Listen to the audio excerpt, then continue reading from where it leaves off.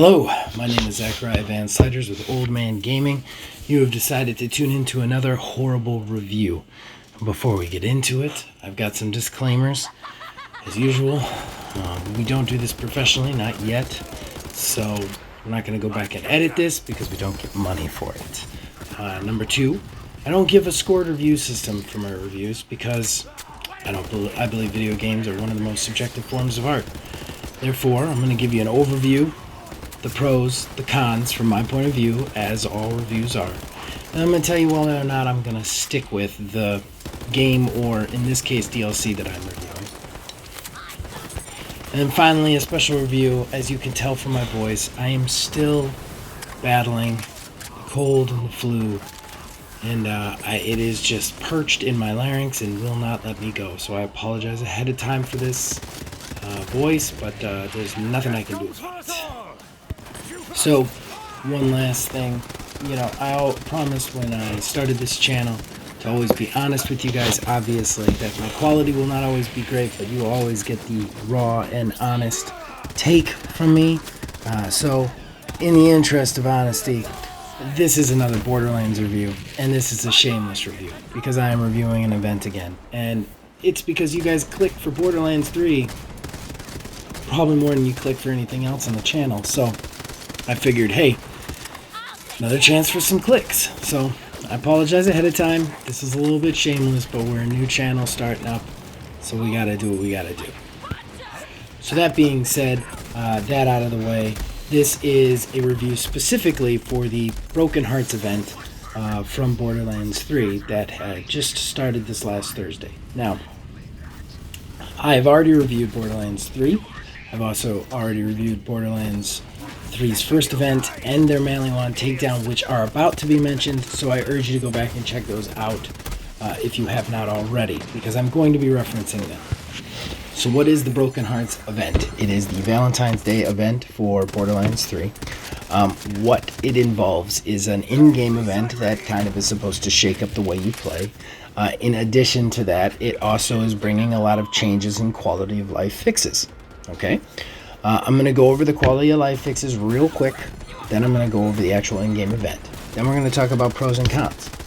First of all, the overall fixes, quality of life, they have allowed you now, you can toggle on and off your Guardian rank abilities that you get from the Guardian rank end game levels. This is helping people with builds and just build solidarity. Then, number two is you can now turn on and off the event. Usually the event in-game changes or makes some crazy mechanic. So if you get done with the event or you just don't want to deal with it, you can actually turn it off at the title screen and it won't affect your game. And they have also added a couple more guns, and they increased the level cap by 3, a paltry 3. So we're going to get into all of that a little bit later. But then there's the in-game event. Now, the in-game event is the Broken Hearts event. Basically, it is referring to Maurice again. He wants to learn about love. And apparently, to learn about love, it means that these weird floating hearts are going to pop up when you're fighting enemies. If you shoot the hearts instead of the enemies, the hearts do things when they explode. They will drop fire or corrosive on all the enemies around. Some of them will give you stat boosts. Others will take control of certain enemies and make them attack other enemies. And then, of course, there's your standard loot hearts that just give you a quick little loot shower. Now, during the course of the event, there are 5 new challenges. They all revolve around breaking a certain number of hearts. I think it's like 25, 50, 75, and then 100.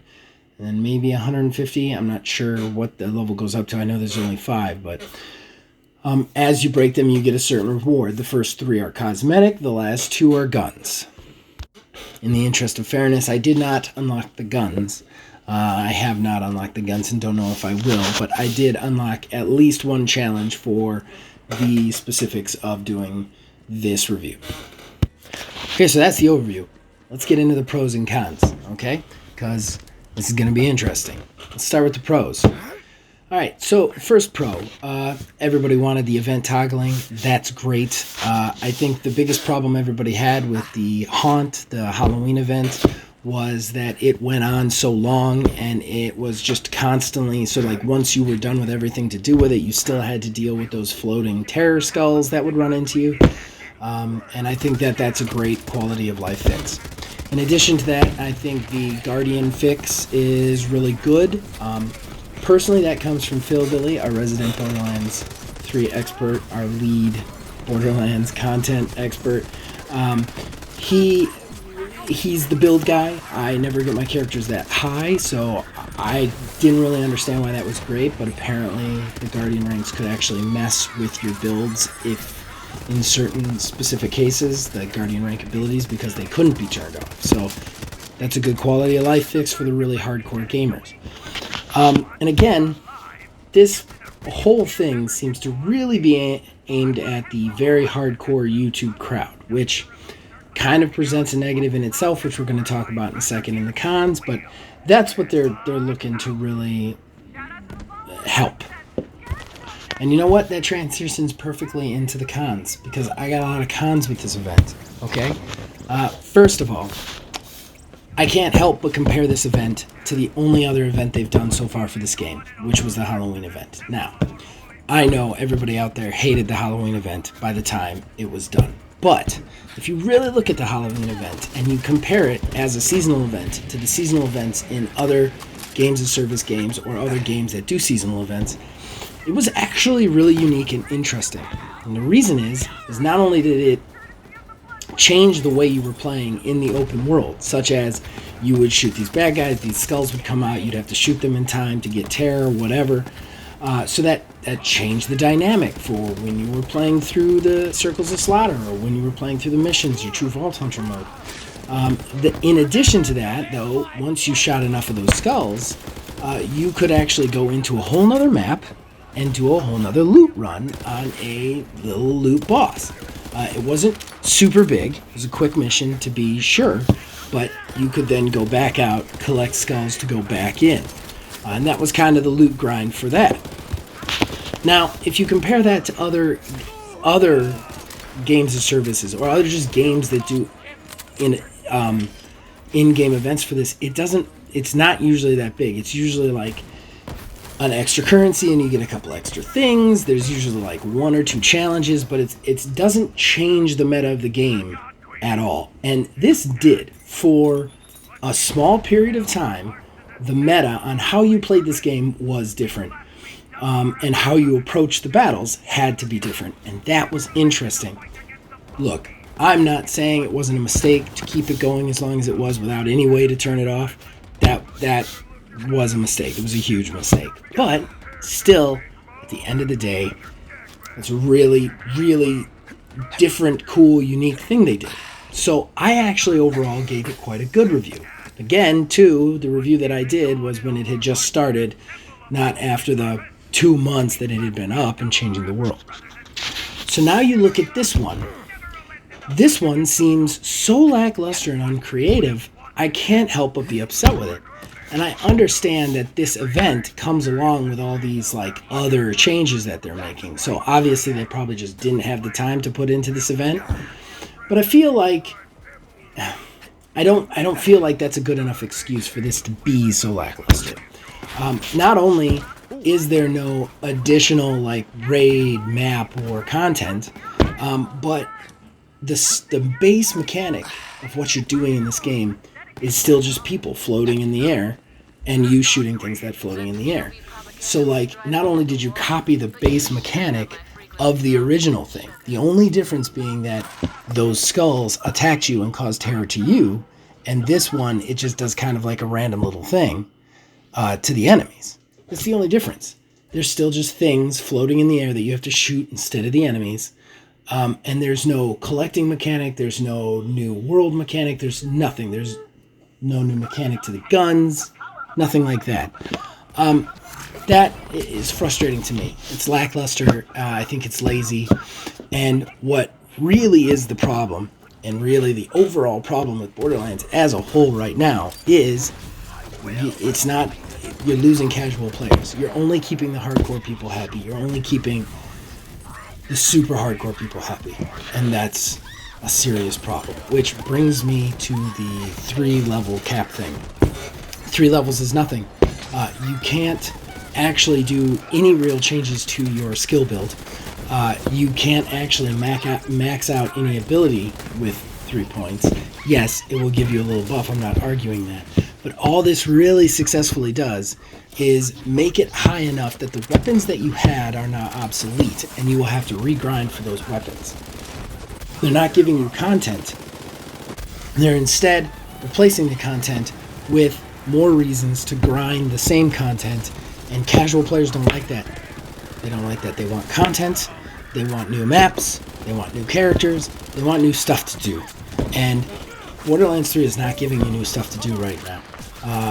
Instead, they're trying these weird stopgap things, and they're definitely catering to the hardcore crowd, which the hardcore crowd is great. I'm not insulting them. They all work very hard. But the money is in the casuals. It's in the just as many people playing your game as humanly possible. So the majority are going to be the casuals, and that's the problem.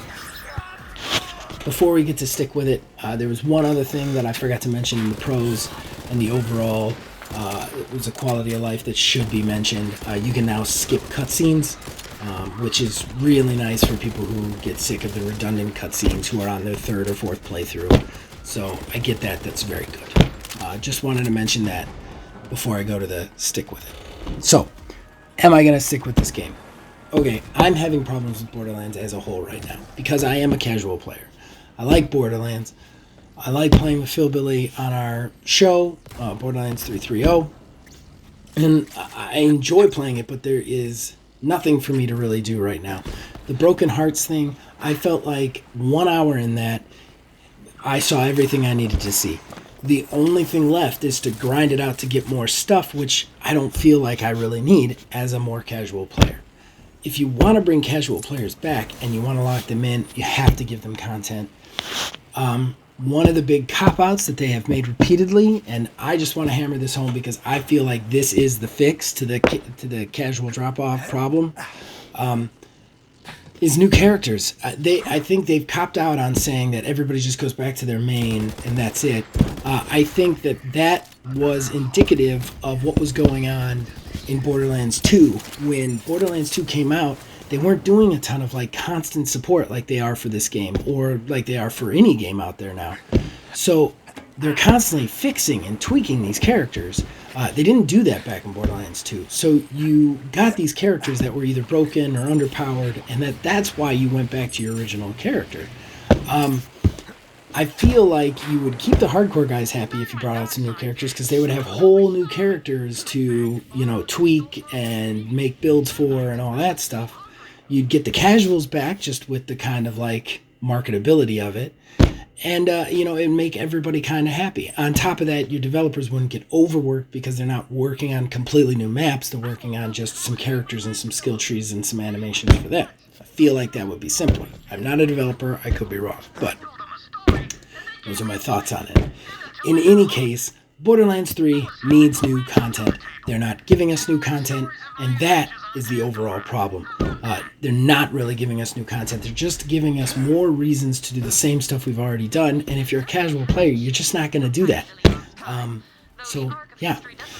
Okay, so this was kind of negative. I'm sorry to everybody out there. I try really hard not to have overtly negative reviews or go super negative, so when I do, it's kind of a bummer. So I'm sorry if this makes anybody mad out there. I'm not trying to make you mad. I'm just calling it like I see it. If you disagree, please put it in the comments below. And you can also find us on Facebook at Old Man Gaming DH. You can find us on Twitter, OldManGaming9. And we'd love to hear from you. You can also check out everything we do. Reviews every Monday. Borderlands 3 330 playthrough with Phil Billy 330 every Wednesday. Every Thursday and Friday we do our podcast. Saturday is Led Astray, and then we just have a slew of other stuff coming out. First impressions from betas that have been going on, and all sorts of special reports and stuff that we just like to talk about when we do. So please, if you like this, or you hated it and just wanna love to hate us, click the subscription button, turn the notifications on. And yeah, as long as you guys keep listening, we'll keep making them. Thank you for your time, and I'll see you guys next week.